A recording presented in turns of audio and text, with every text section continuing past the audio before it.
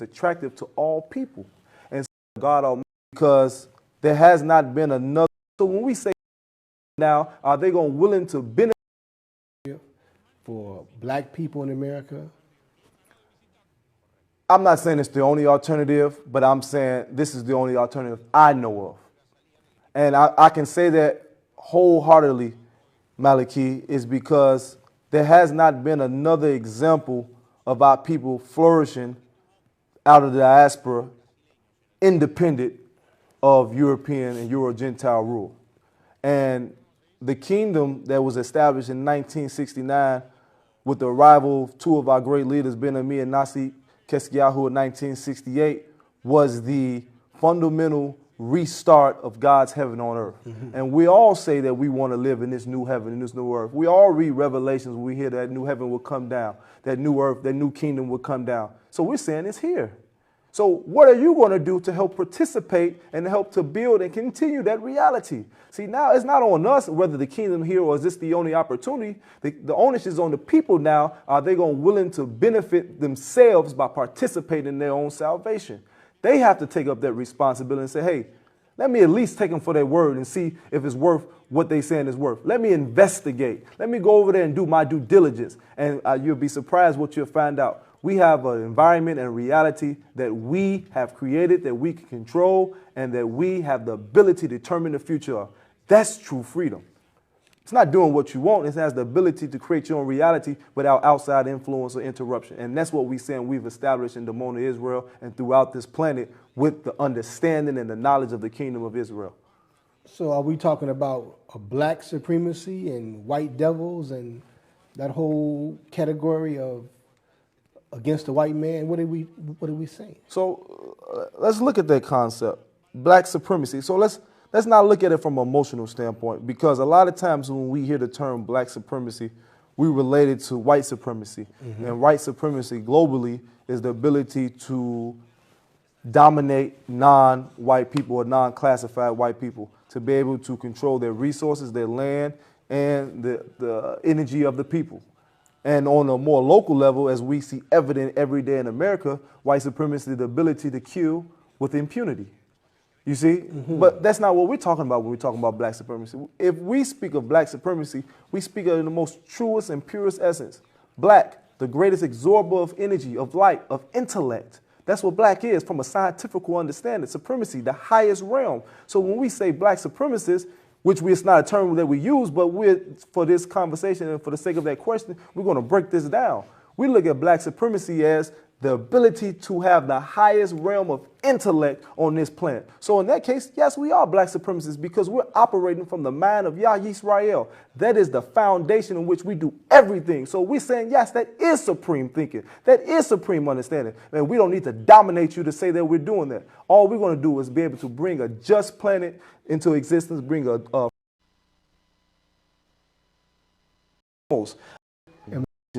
how men are not supposed to be, how they're not supposed to act, how they shouldn't conduct themselves.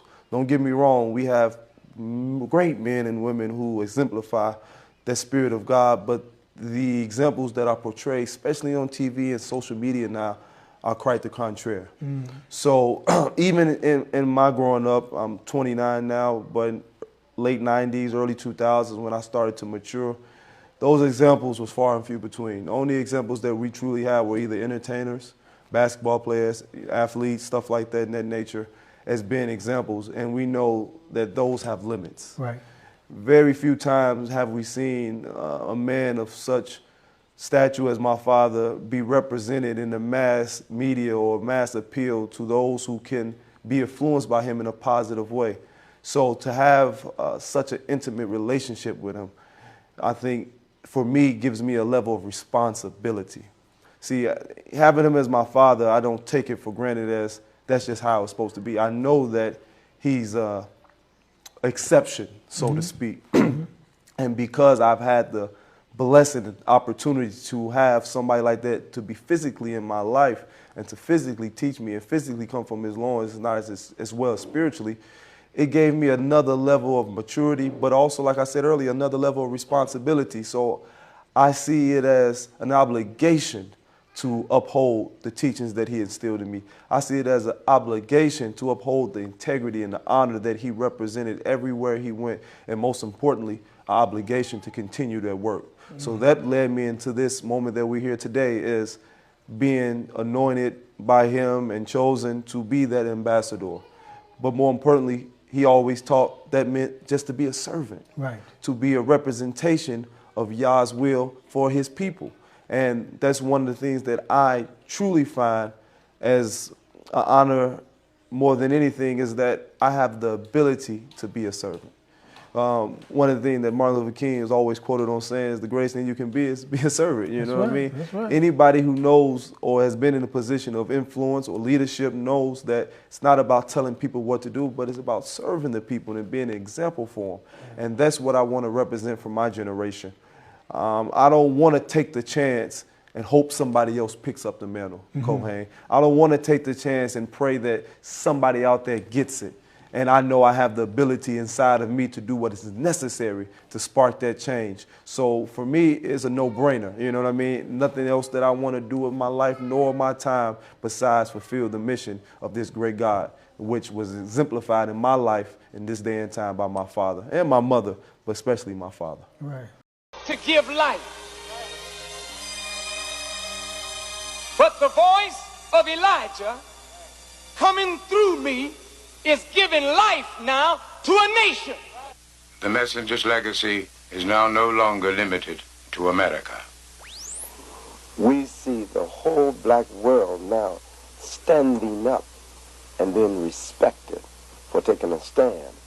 And it is time now that our people in America understand that it must do that. So it's clear which direction this conference is taking. It is no longer a conference of groups. It is a nation of people coming together. I don't bring an ideology that relates to Hebrewism. Minister Muhammad related to, he does not bring an ideology of Islam or Christianity. We have outgrown those labels. We have lived, we have developed, we have studied, we have learned all the mistakes of our predecessors. And we know the one thing that is necessary now is the you and I-ism. That is the key of the future of the black man, black woman in America. And the destiny of the black world rests solely with the direction in which the black man, black woman in America take. The international ramifications that Jesse Jackson spoke to with the PLO question goes way beyond that. Way beyond that. Because once we involve ourselves with a solution outside of America, then there are keys that are not controlled by the enemies of our people within the confines of America. If Africa is the continent that is richest and represents 80% of the world's known resources, and if black America is that nation of African people that represent the intellectual resources of the world, it's a perfect marriage that must take place. And this is what we're talking about developing here. As we organize nationally, we are organizing internationally. For those are the keys for the total survival of our people. So this is what we bring to this conference. Shalom, shalom. First and foremost, giving all honor and praise to the creator of the heavens and the earth, to whom I'm eternally grateful for. We thank him for our ancestors in whatever form or fashion they may be found. We are truly appreciative for our founding fathers, Abraham, Isaac, and Jacob, for Moses and the Torah, for Yeshua and his revolutionary new gospel, and Prophet Muhammad ibn Abdullah, for the Holy Quran. Peace be upon all those noble and worthy servants. But surely if I can thank the great God of creation for men and women of 2,000, 3,000, 1,500 years ago, I surely must be appreciative and thankful for those he sent in this dispensation of time. I could not name everyone who has profoundly impacted our plight as a people and started to usher in a revolutionary spirit, as well as the understanding and examples that is need for our people to progress. But surely those who have personally impacted me, I must mention So I am eternally grateful for the most honorable Elijah Muhammad and the God he represents, Master Farad Muhammad, and the teachings that he brought us here in America, those who were deaf, dumb, and blind, and raised us up to be a nation, and all the great men that he inspired, his speaker, his voice, as it relates to most of the world knows of the most honorable Elijah Muhammad, the Honorable Brother Minister Louis Farrakhan, his greatest defender, another teacher of mine who I've been so proudly to represent and learn under, Brother Munir Muhammad, and the members of Crow and the co-founders of Crow. Our spiritual leader who took the vision of the angel Gabriel and returned from the hells of America to Jerusalem to reestablish God's kingdom as it was prophetically uttered and outlined in Scripture, Rabbi Ben Ami. I thank him for Nasi Shaliach, the great master teacher who taught and trained my father and so many members of the community in the prophetic and revolutionary understanding of Scripture as well as nationhood. And I am personally grateful from the man who I came out of the loins of, the one who took 10 years of his life to train and teach me personally to prepare me for such a time, the one who took the message of Rabbi Ben Ami and Nasi Shaliach's training all over the planet to reestablish God's kingdom on earth. I speak none other than Prince Asiel Ben Israel. To you, my brothers and sisters who are listening now and in the future, and all of those who stand for truth and righteousness, I greet you in the words of peace. Shalom alaikum. Assalamu alaikum. Peace and blessings. Again, I'm so honored to be before you to have another conversation. I had to play those previous interviews, and I finished off with my father because I wanted you to understand the importance of what we represent and what I've been trained to represent. My father from birth, my birth, even though in my adolescent years, he was not intimately in the household due to his responsibilities and obligations of the international ambassador of the kingdom of Yah. But whenever we would be around each other, whenever we would converse, even at a young age, he would exemplify as well and instill in me the necessary attributes of a man: integrity, honor, respect, honesty, making your word bond. Things that at a young age I did not really internalize. They sounded good. It felt right. It sounded like something a father should be saying. But when I developed and became a father myself, a teacher of men, a trainer of men, I realized that out of all the skill sets we've developed, all of the attributes that we were able to attain through our sojourn, integrity was the one that we were deprived of. And as I look back as a student of history, of how collectively we have not been able to achieve our said goal, it was due to the fact that integrity, honor, loyalty, and the ability to reason with one another has been missing from our people. It's a number of reasons why that reality is true. But as my father articulated in 1981, which that conference was being held, he spoke about the unification of the Spirit of God, irregardless to what title that you carried or what religious background that you were a part of. He wanted to see the hearts of the men and women that he would be working with to fulfill the truth of God. Because we all have our portion, we all have our responsibility. And that's why today, as I'm going to pass to my brother, my friend, my companion, Moray Kananya, the professor, the subject matter is ecosystem, which is representative of the nation. So how do we develop an appropriate ecosystem that will function to build a society that we have been seeking for so long? Just as the human body has different integral parts that seem to work independent of each other, because the skeletal system does not have the same functions as the nervous system. The lymphatic system does not have the same function as the circulatory system. But they're all codependent of one another, meaning that if you adversely affect one, it would have devastating ramifications on the other. And that is the idea that we must understand as a people. If I'm hurt and you're my brother and we're saying we're in this vineyard of truth together, you hurt, you affected.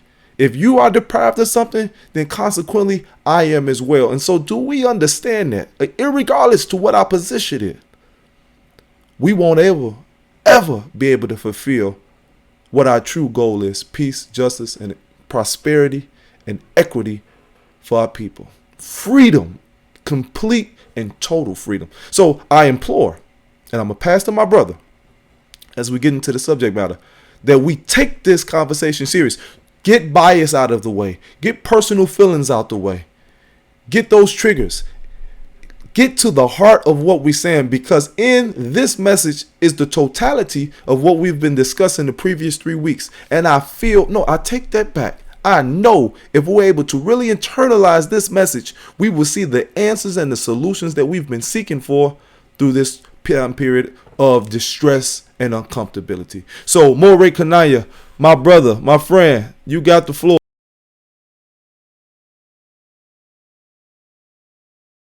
You hear me now, see? Hallelujah. Peace and blessings to the Peace and family. blessings. I want to tell you, I appreciate you for having me on, and it's been wonderful. Um, this week, as you had mentioned, today's topic, we're going to talk about the ecosystem. So last week, we did an amazing show on artificial intelligence. So I just want to go back over some points from last week. One of the things I did mention was the aims of this movement called the transhumanist movement. There was a book written about the subject called To Be a Machine. It was written by Mark O'Connor. In the book, he writes about the aims of the transhumanist movement. He says it is their belief that we can and should eradicate aging as a cause of death, that we can and we should use technology to augment our bodies and our minds, that we can and should merge with machines, remaking ourselves finally in the image of our own higher ideas. Now, if you didn't tune into last week's show, much of the show was in regards to an interview by Elon Musk, who is the CEO of Tesla. He did an interview with Joe Rogan on the Joe Rogan show, and he is one of the premier people in this transhumanist movement. If you didn't see the interview, you need to go and check it out. He talked about this new innovative technology called a neurochip, which is a chip he claims or he proclaims they will be using. They will open up your skull, put a neurochip, link a neurochip to your brain, and they'll be able to upload information. They'll be able to do reverse the aging process. They'll be able to cure Alzheimer's and all kind of things. So much of the show last week, we were talking about this transhumanist movement and some of the technology that they plan on implementing. And it was really about the transhumanist movement is really about transforming humans into cyborgs, part human, part machine. So I had a discussion with someone today in regards to the topic, and they posed a question to me after I introduced them to the subject. They said, "How do we fight against the transhumanist movement? How do we fight against people like Elon Musk who tend to change the natural order of things? So I told them that the kingdom of Yah is supposed to be the weapon and the opposing force against this transhumanist movement. We are supposed to have expanded the kingdom of Yah to the four corners of the earth, providing all the peoples of the world with an alternative to this transhumanist agenda. The kingdom idea, which stands upon holistic living, intertwined with the principles of God / Yah, is supposed to combat this wicked program and agenda. So essentially, I told her that us fulfilling our mandate of building a Yah civilization is supposed to be the response to people like Elon Musk and the transhumanist movement. This week, the show is entitled The Ecosystem. What we mean by the ecosystem, essentially, we're talking about the nation, the kingdom, the community, our commonwealth. The word commonwealth or nation in Hebrew mean the word for commonwealth or nation in Hebrew is ummah. The aleph in the word ummah represents oneness because aleph is the first word of the alphabet. The vav represents strength. The mem represents spirituality, and the hay represents equality. For this, from the Hebrew, a nation, a commonwealth, is a strong, unified, spiritual body of men and women that are equally yoked under God or Yah. Equally yoked by having the same overall purpose and objective. We find in most cases that members or the people of a nation, especially of a successful or progressive nation, are relatively equally yoked. That means they typically share the same values, morals, and possess a common code of conduct. Equally yoked represents a people moving and adjusting to changes and changing dynamics, but in unity. They're moving in unity.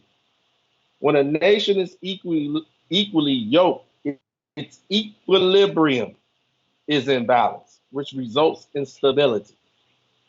All of its parts are functioning in harmony, as the Nasiq was talking about different organs in the body.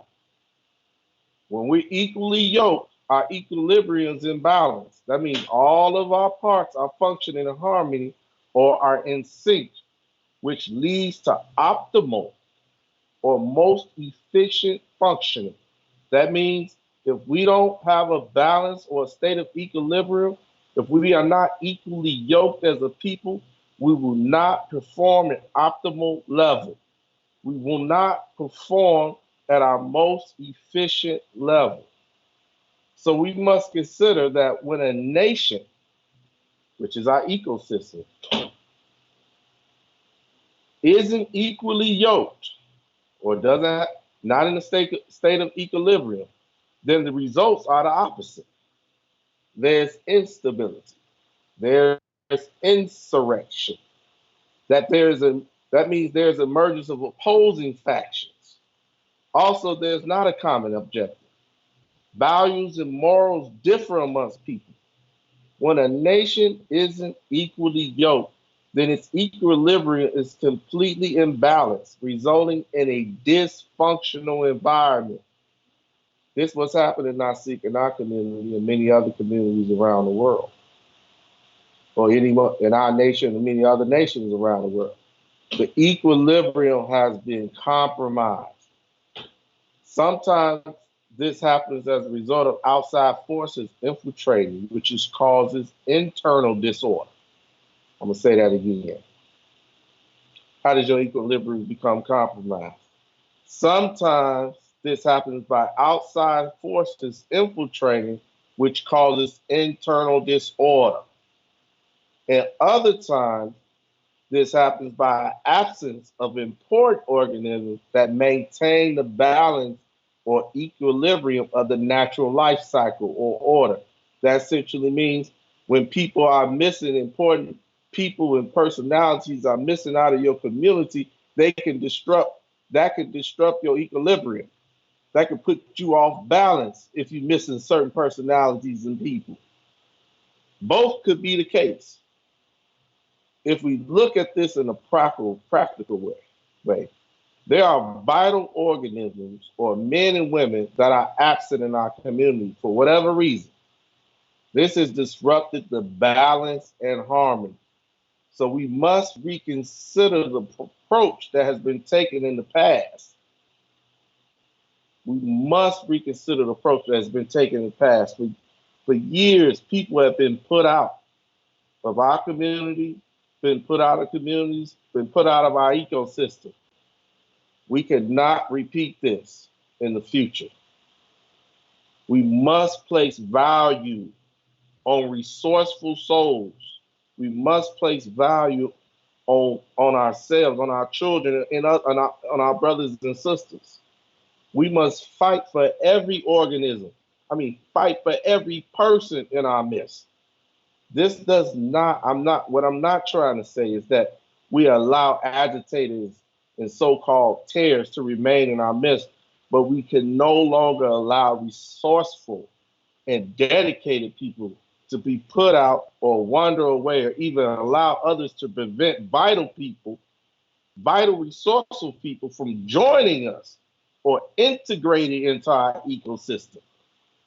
We have to fight for each other. That means being genuine brothers and sisters. That means displaying love and compassion for one another, not like this cold and heartless disposition of the past. If you hear an issue regarding your brother, call them. If you hear an issue regarding your sister, call them. If you hear of any issue, show compassion and mercy. Most of all, show that you give a damn. We have to value one another, Nasi. We must get back, and this is the message. We have to get back to a state of equilibrium or stability by becoming equally yoked to one another again. That means we must come together and reason together in regards to what are our true objectives. What is the vision going forward? What is the future? This is pretty much what myself and the Nasi Yosef are attempting to do with this platform. So if anybody got any reason or wasn't clear why we were doing this, I just stated the purpose. So Nasi, I'll pass it to you for now. You can give it back. Yes, sir. Yes, sir. I just want to say how grateful I am of my brother for outlining that the way he did. And that's what this is all about. It's fortifying ourselves externally, but most importantly, internally, so that we could be the progenitors of a reality that is correctly and appropriately inculcated on truth. The basis of how I move, how I talk, how I act from this point henceforth, through my maturation, through my growth and my elevation, has been on the consensus of truth. Either what I am saying, what we are saying, is true or it's not. And if you believe it's not, as the prophet Isaiah said, come, let us reason together. It doesn't have to be an argument. It doesn't have to be a fight. It doesn't even have to be a debate. We both state our points and we see where we can connect and match and go forward. Because that's how this started. Us two men being able to dialogue without bias, without emotion, with passion, of course, because we are men and we carry testosterone. So we have passion. Don't misconstrue our assertiveness, our tone as an attack or us trying to be belittling. It is passion based on the sense of how serious we know our subject matter is, how serious these topics and what we plan to do and implement and the benefit that it has, not just for us as individuals, but for us as a people and our prodigy, our children, our offspring. Now, I say that because this goes directly into the message ecosystem. Now, I want you to bear with me. We're not going to be long, but we're going to go through these things. But everything I say is needed. You may not say, oh, you're taking too long. Get to the point. Everything has a point. Everything has a message. I only talk with a purpose. So everything that I says and everything I will say, has a meaning and is connected to a greater good. Now, ecosystem. Let's just give a context to that. It's the complex of community and its environment functioning as an ecological unit in nature. Meaning, the complex collection of community, of groups, families, in its environment. What we say, our culture is representation of our environment, meaning your environment is manifestation of what your culture is, meaning what is your social identity? What is your social identity? What do we prescribe to? What do we represent? What is our goals? What is our motives? And what is our agenda that we intend to produce with the collective group of people coming together? See, everything must have a legit purpose and reason on why you're doing it. Now, hear what I'm saying. It has to have meaning for it to be functional, because it says you must be a community in its environment functioning. It has to have a purpose. Does the sun not have purpose? Does the waters not have purpose? Does the clouds? Does the trees? Does the birds? Does the bees? I ain't trying to rhyme, but I'm saying everything in nature serves its purpose. God, the creator, however you want to coin this universal power, put things into this universe on this planet with a particular reason and a particular purpose. You may not see it and or understand it, but it has a purpose. Now, what am I saying? I'm saying as a people, as an ecological unit, operating in nature, operating on this physical plane, but also operating in the spiritual and mental and psychological plane. What is our purpose that we want to function in? Now, that's the definition. Let's get to our point. I brought up the body earlier. This is imperative. This is imperative because we've been taught that death is natural. Hear what I'm saying? We've been taught that death is natural. We've been taught that the decay of the body is a natural occurrence due to life and the living of life.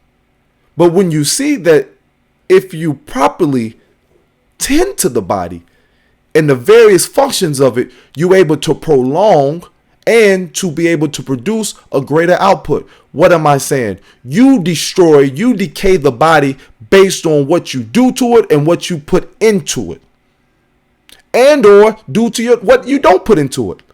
You can be negligent and still have a detrimental effect. Rabbi Ben-Ami wrote a book called Everlasting Life. From thought to reality. Meaning that we had to reorient our thinking not to have the concepts that death is imminent. And especially in our people, the type of deaths that we have are imminent. That means, it's natural for a black man to die of diabetes. It's natural of a black woman to die of various cancers that are precipitated through her diet and her environment or high levels of stress. My personal mother was taken from me at the age of 17 due to pancreatic cancer. She was 52 years old. She was a baby. But we accepted it due to the fact that, we knew it was too early. We knew that some things could be changed, but so is life. People die of cancer all the time. And I mean, our acceptance wasn't just in my mother making transition, but it was in us not learning from her lifestyle and her mistakes and not rectifying them going forward. Hear what I'm saying right now. Please, please, please, please, please, please. Hear what I'm saying. Because my siblings did not take into consideration all of the nuances that surrounded my mother's death that brought her to that point that prematurely took her from this planet, we are ourselves putting ourselves on a road, on a trek to reciprocate and to repeat the same outcome. You have to understand that first, looking into self, mastering the body, mastering the mind allows you to have the appropriate response when you have to interact with other people in your ecological system, in your environment. So, one, we as a nation, as a people, have been repeating the same pitfalls and mistakes because we did not look at our predecessors with a circumspect eye and did not learn from their mistakes. Therefore, we're repeating the same malbehavior that put them in the detrimental state that they are in now. I mean, collectively. Even the greatest amongst us hadn't had the ability, as the prophet said, to come and reason together. When are we going to get past the greatest pathology of our people, which is self-deception? Pathology is a disease. Self-deception. When are we going to get past that, when we're able to sit down and say, hey, whatever conclusion I've drawn of you, I have to be honest and say, is this centered around the basis of truth? Do I know this to be factual or not? Not true from a perspective that what I think is true. I mean that it has to be tangible. It has to be viable. You're able to see, touch, and smell truth. It's not an abstract thing. It's not an abstract thing. What we're giving you, what we're teaching you, what we're talking about today is not abstract. It's not our personal opinion. It's not our bias. It's not me taking up for my father. It's not me taking up for Ben Ami. It's not me gloating that I'm a follower of the Most Honorable Elijah. It's not me boosting Kananya up. No, it's based on fact. All of these relationships, all of these conversations only going to be based on fact. And if anything that I expound or my brother does, please come and correct us so that we can reason on it. Because the last thing that I want to do, he wants to do, or anybody that's in this vineyard of truth should want to do is get up and expunge lies when they could be telling the truth. We don't want to mislead or misappropriate something that did not happen. So, as we look at ecosystem, the ecosystem, I want to go to why we must understand what ecology is. So I'm going to read this definition because I said at the beginning, my father said in the opening, that we come from various groups, various backgrounds, but we got to learn how to function together. I talked about the body working independent but dependent of one another in as far as the systems.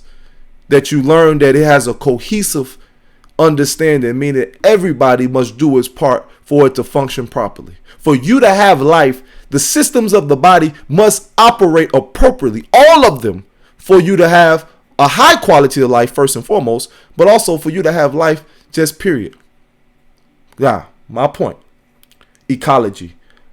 It's the branch of biology dealing with the relationships and interactions between organisms and their environment, including other organisms. Now, ecology of our nation. Listen to me now. I'm not going to be long. I'm going to be brief. I'm going to get back to my brother. Are we dealing with the appropriate relationships first with self? Are we being honest with self? Or do we, to try to compensate for whatever inadequacies that we have, we try to make other outside people the enemy or the problem?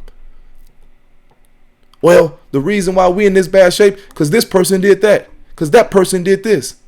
Okay, that may have some validity, but do you not take any accountability for what has taken place? As an adult, I'm not talking about children now.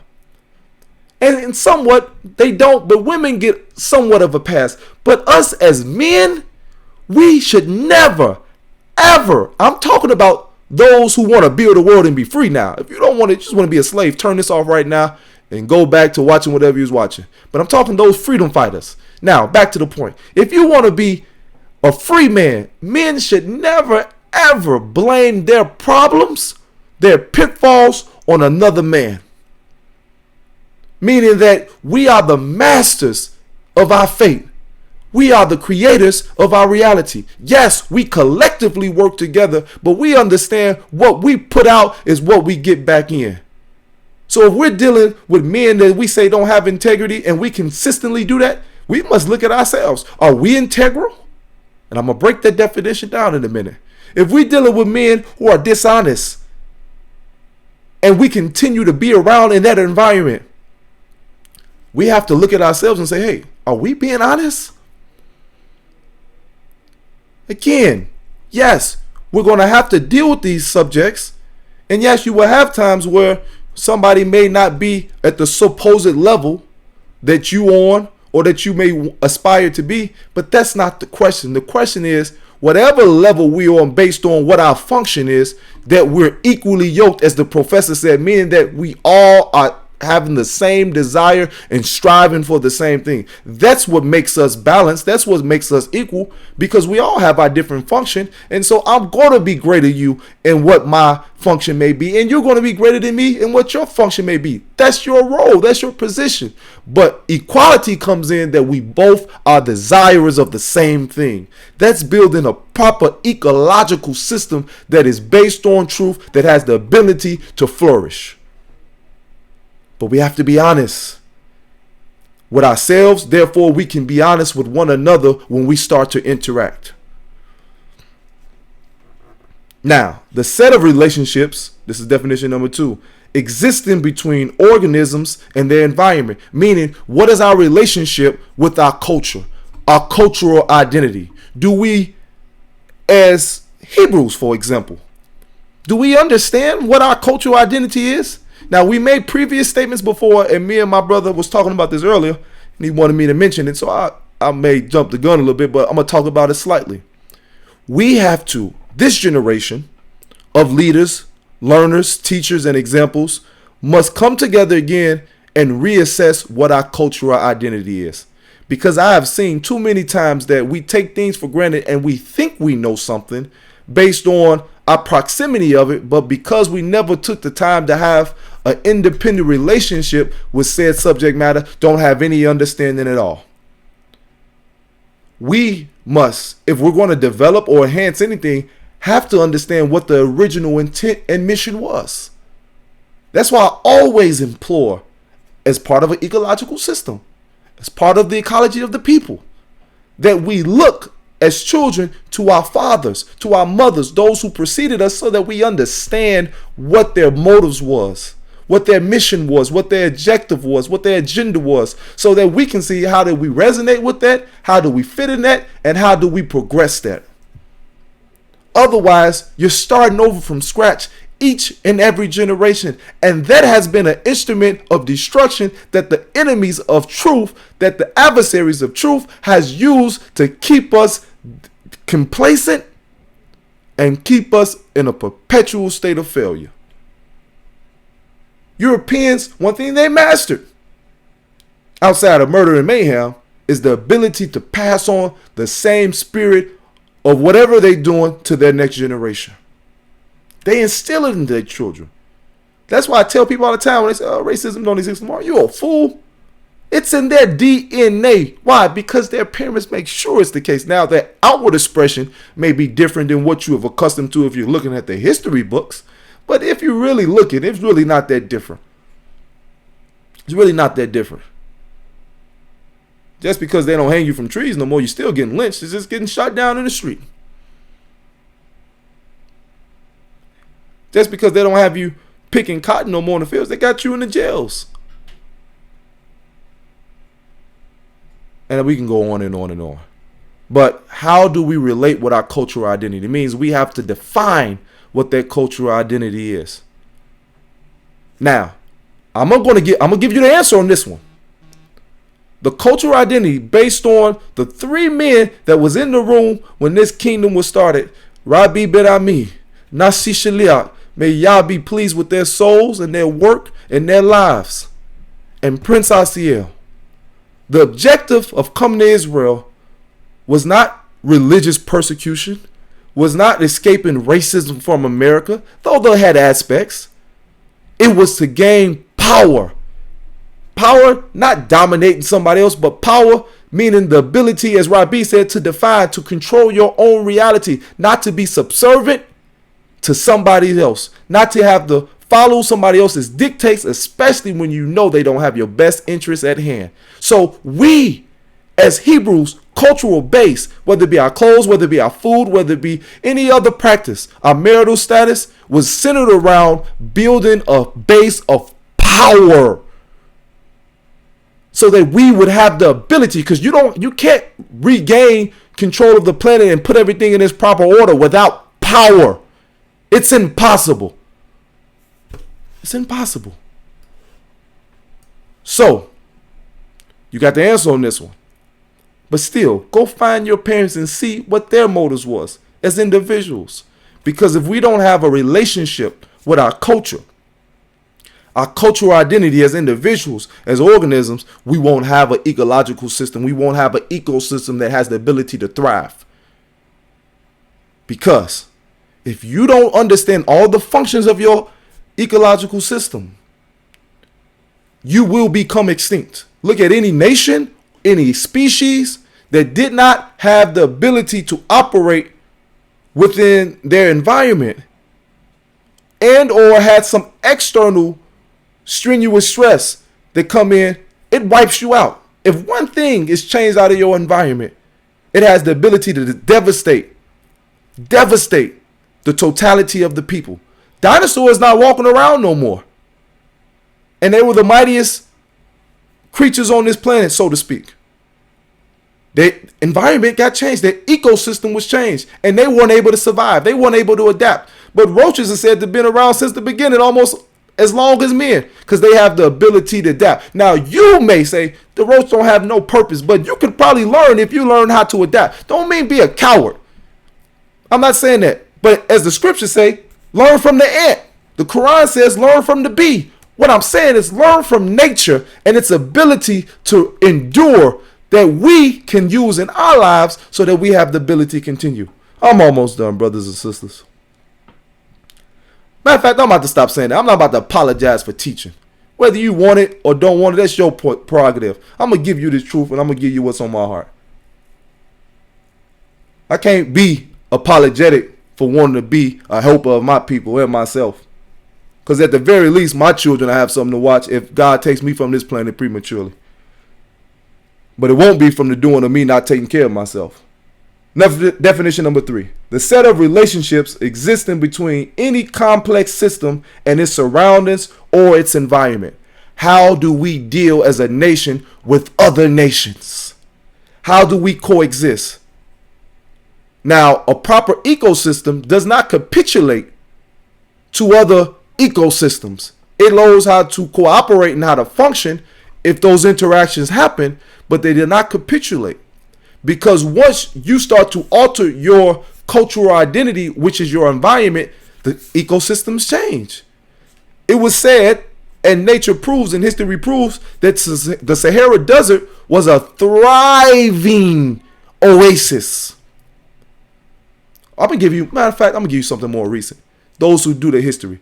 The Sudan, which has become desolate, just 150 years ago was a thriving environment that grew fruits and vegetables and a number of things. But when Arabs and Europeans came over there and started to search for oil, and their greed and lust for money and power destroyed the soil, which made the land inhabitable.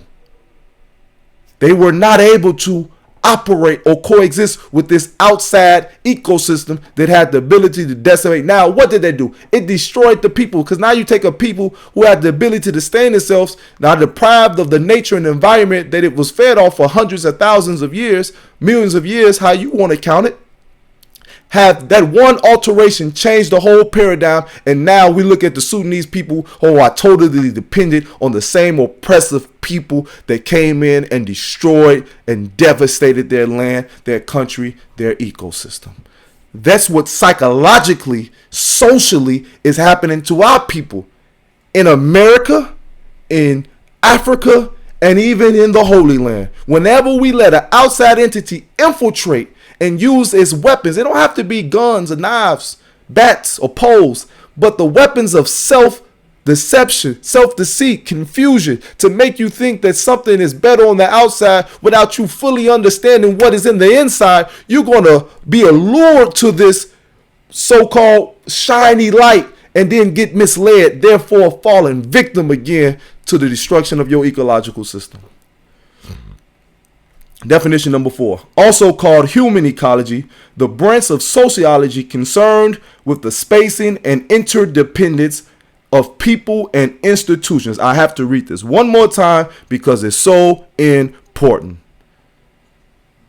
Number 4, human ecology, the branch of sociology concerned with the spacing and interdependence of people and institutions, how we function together. What is the most fundamental aspect of people ecology? Integrity. Now, I'm going to give you the definition of integrity. The quality of being honest and having strong moral principles, being morally upright. That's the first definition. Second definition, the state of being whole and undivided. Whew. Why do you think we keep preaching integrity? Especially as men, you have to have integrity. You have to have integrity. I start off lifting up, think what you want, but I study, I watch, I learn. I've been privileged to sit at the feet personally of the Honorable Brother Minister Louis Farrakhan, and what he has told of his teacher, the one who I look up to and study under, the Most Honorable Elijah Muhammad, was the idea of integrity. When I look at my father and what I have seen him do successfully, I see integrity. When I read the father's teachings, Ben Ami, and I know the interactions that my father, I see integrity. I see, from what I've studied, what I have watched, and what I have looked and have personally experienced. What does that mean? That their success was contingent on integrity. And if ever any man was to fall, it was us. It was due to the lack of integrity. It wasn't the lack of age. It wasn't the lack of immobility. It wasn't the lack of some outside entity. We had lost integrity, and due to the loss of integrity, we were not able to uphold what was built on truth, what God had put into us. Remember, the quality of being honest and having strong moral principles, meaning morality is based on the construct of your culture, the outlines of what you say you represent. We say we represent the God of universal justice. That means a part of being integral is always representing that justice, always being honest. You cannot fail if you have those qualities inculcated with you. You cannot be a failure. We must get back to integrity. What does that look like? I'm going to give an example. And I'm going to pass back to my brother. Then I'm going to say one more thing and then we can end up. Integrity for us is the ability to reason, as I said, the prophet Isaiah said, but with honesty. First thing that we must admit to, what is it we truly want? Once we can identify that, then we can start to move towards the people who are representative of that reality. Because all of us at some point are going to be students, but most importantly, we're going to be teachers. So if we didn't learn the right thing, you won't be able to teach the right thing. So while we are still students, let's embrace honesty, moral uprightness, integrity, because that is the key function of a social ecology, an ecology of people. Because when you have integrity, you know you are responsible for yourself. You self-govern in the sense that you don't need no external force to make sure you do what's right and wrong, but you also understand that you have to depend on your brother and your brother has to depend on you. So that even encourages you more to always be on the upright path. Definition of ecology, the last one: the advocacy for the protection of natural resources from pollution or its effects, or environmentalism. Now that's a twofold. External, we must protect our planet. That's why we must have governorship over our planet, because we've seen what the enemies of Yah, what truth of life has done. They polluted the waters, they polluted the air, they polluted the soil, they polluted the people. But now, we got that. I don't have to go into detail, but we're talking about the ecology of a people. So I want to get back to the spiritual pollution.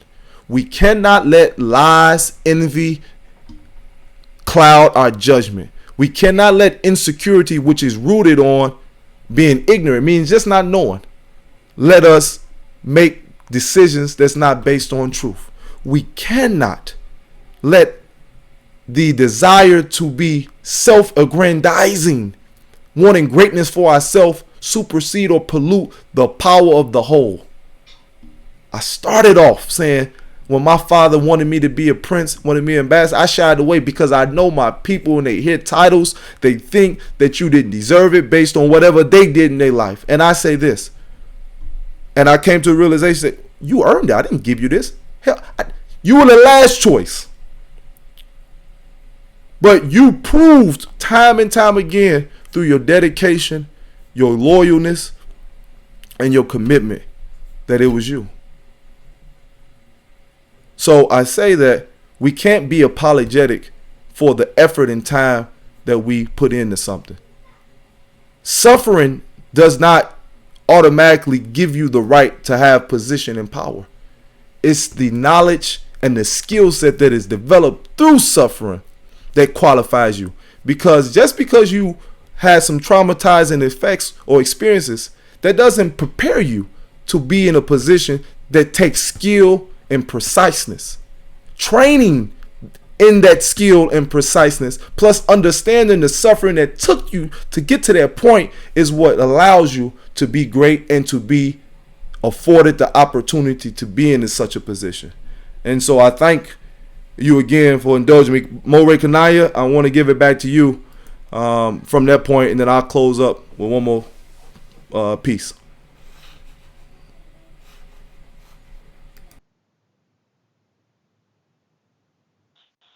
Kane. Um, you said a lot of things. Some of the things I was going to say, but there was a few things that you said that really resonated with me. Extinction is real. Extinction is real.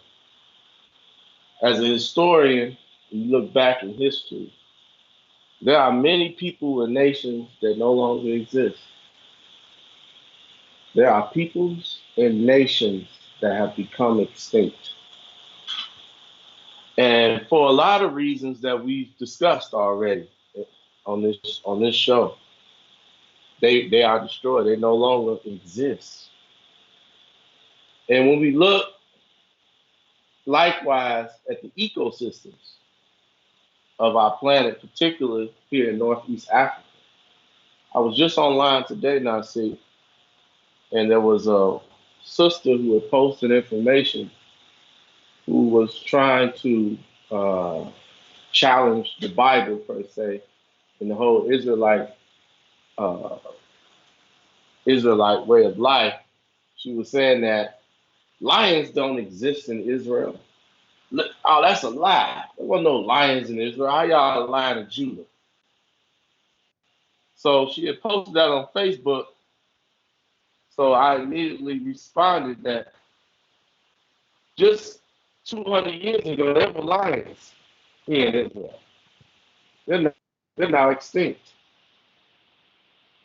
The entire ecosystem of the Negev has been compromised. As the Nasi was talking about the Sahara Desert, The Negev desert is nothing but the extension of the Sahara. That's one desert. It's not two deserts. The Arabian Negev and the Sahara Desert is all one. What scientists call a mitochondria. It's one huge ecosystem with the same flora and fauna. And as you see today, much of the ecosystem that once existed in this land that we live in is now has been destroyed. Just like when we look in history, how many of the nations have been destroyed and the people have been destroyed. So that resonated what you said when you talked about extinction. How do we prevent that? We have to become equally yoked again. We have to become an equally yoked nation again. We have to come back together. We have to return our community, our nation, our kingdom back into a state of equilibrium. We have to bring the balance back. It has to become stable again. No more insurrection, no more internal conflict. How do we do that? We got to get back to the basics. We have to get back to brotherhood and sisterhood. We have to understand the responsibility of being an Ak. But first, going through the transitional phase by learning the basic responsibility of being a young man, a Yelit. And as the Nazi said, developing integrity. Integrity is something that you develop. It's something that it's not something that you get instantaneously. It's something that you develop, you mature with that. How do you develop integrity? You have to be a practitioner of your share or by being yashar or being straightforward. You have to say what you mean and mean what you say. You have to be straight. You cannot be conniving. You have to tell the truth, as the Nazi talked about. You cannot be, which is my second point, you cannot be under self-deception. You cannot be deceiving. We have to rid ourselves of self-deception and manage what we talked about in the last session. We have to manage our cognitive dissonance. That is the psychological dysfunction of accepting lies to be the truth or the truth to be the lie. We have to manage that until we can fully eradicate from our mind. That was the poison given up to us in the garden. We still suffer from this. To this day, it wasn't the Garden of Eden story and the Genesis story is not about trees and fruit and being naked. That's all allegory. This is about the infection, the poison that was put into our minds that continues to impact us today. Cognitive dissonance, that's what the devil put in us. He put that in us to cause us to give us a dysfunctional mind. We must refocus our attention on our objectives. Maybe we have to redefine some of our objectives based on emerging nuances or the current state of the world. But we must come together and reason in regards to what our objectives are. The most important thing is that we get back in alignment, at least on the more important issues. I do not subscribe to the idea that we must agree on every little issue, but I do subscribe to the idea that we must agree upon the larger issues, those things that are threatening to our existence. We have to agree upon these things, or what to do in regards to these things. Our ability to properly and effectively communicate with one another will be the most vital in addressing these larger issues. Next week, we're going to talk about communication, the art of communication.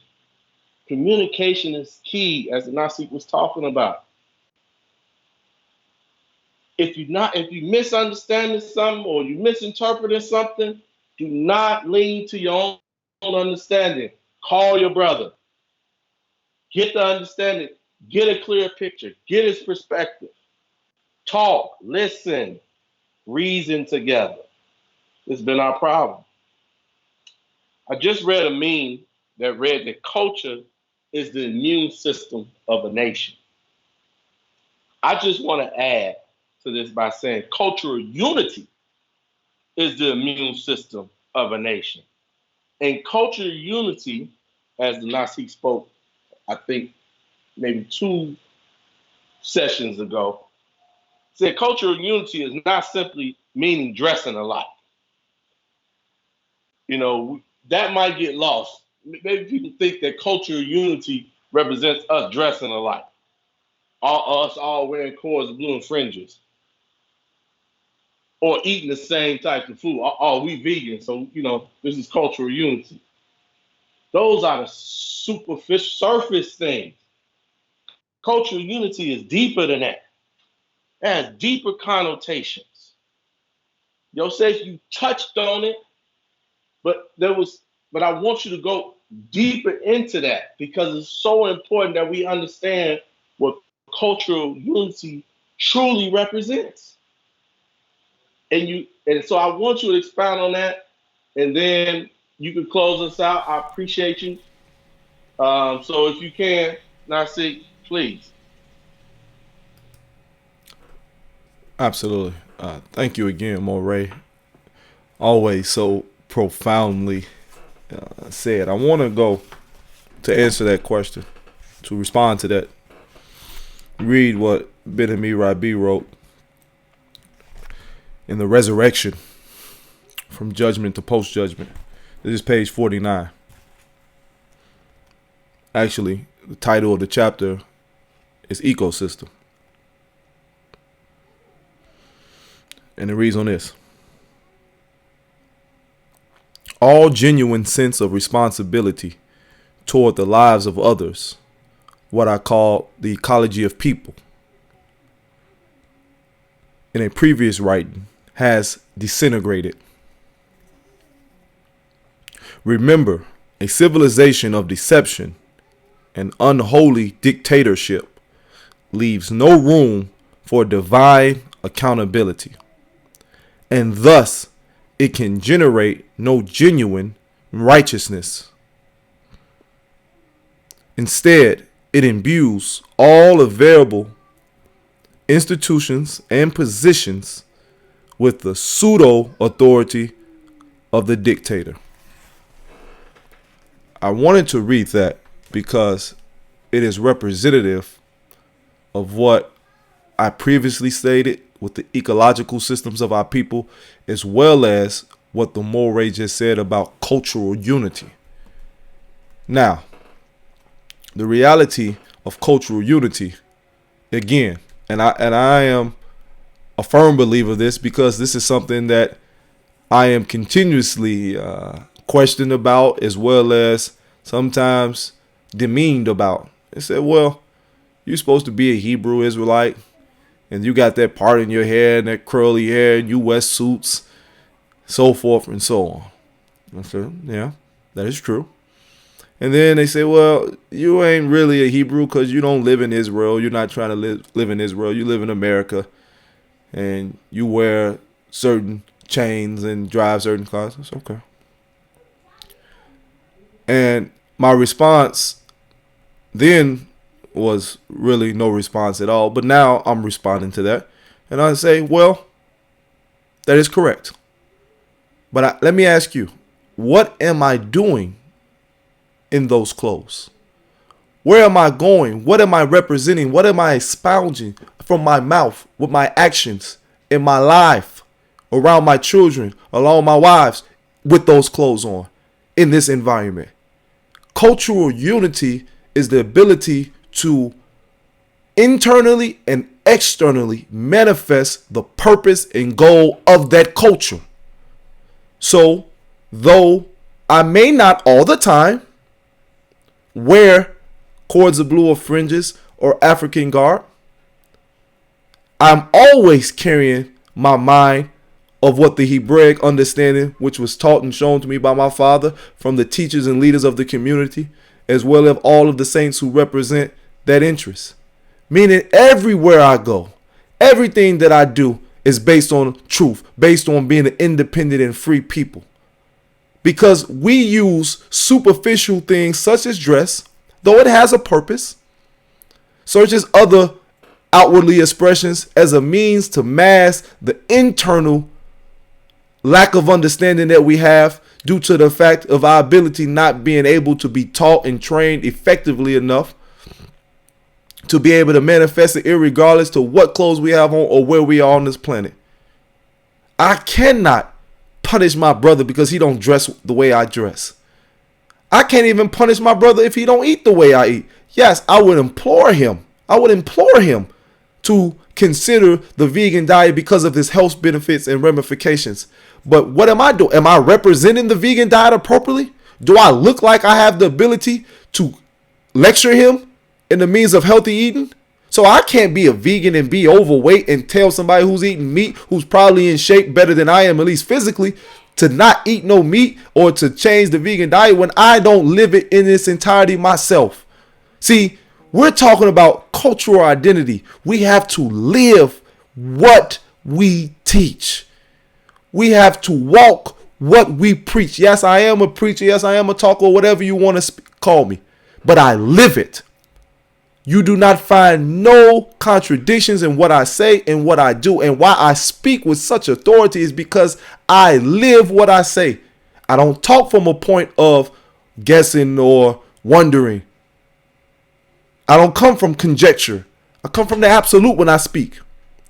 And I'm saying that's cultural identity. That is the power that we need to. Because if we can connect on the purpose internally, what is our mission, then we're able to see each other in a more effective way. And we're able to be more effective in our own lives.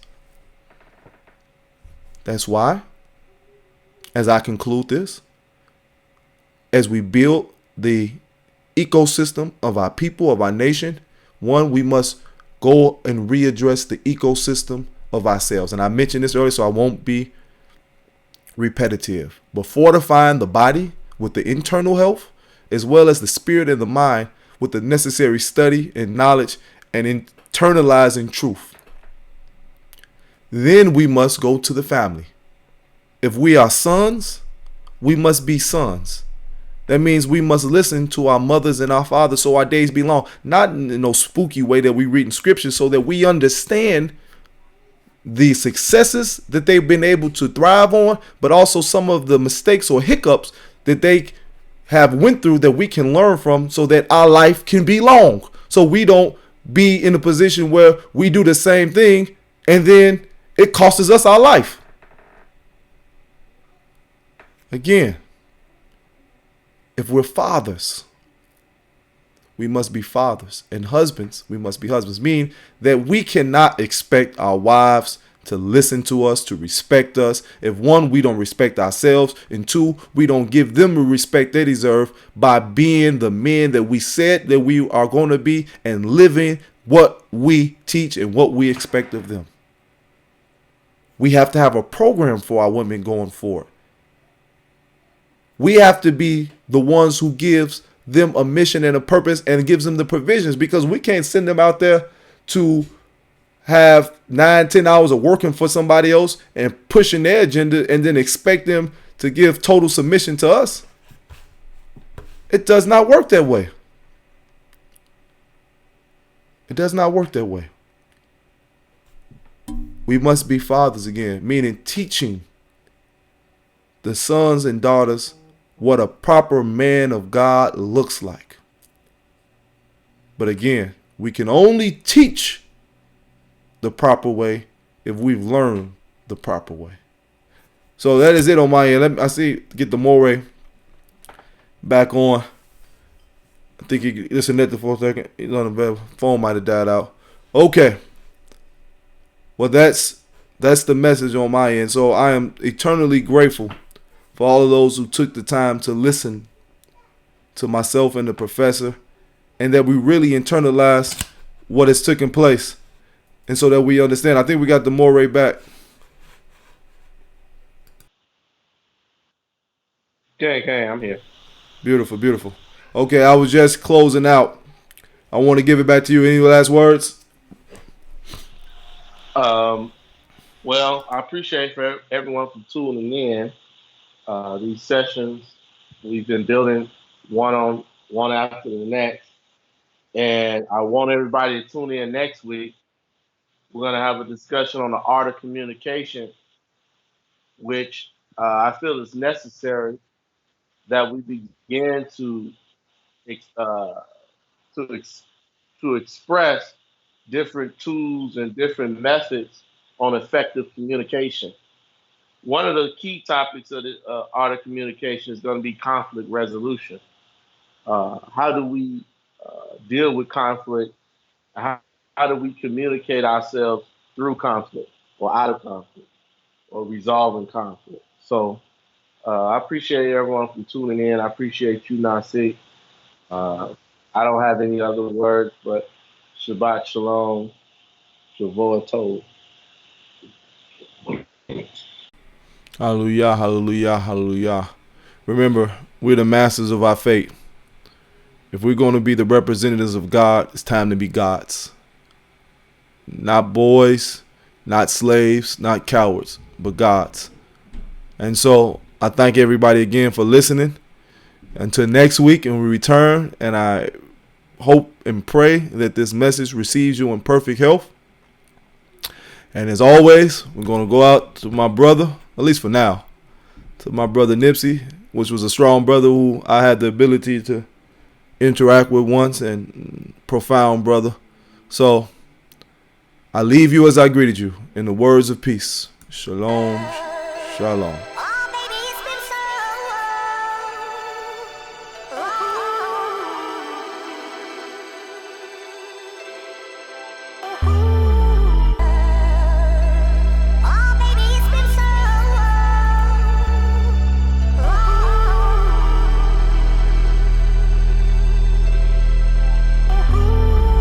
Mogul and they know that. Logo on my flow mat. Courtside Chamberlain throwback match my Rolex. Everywhere I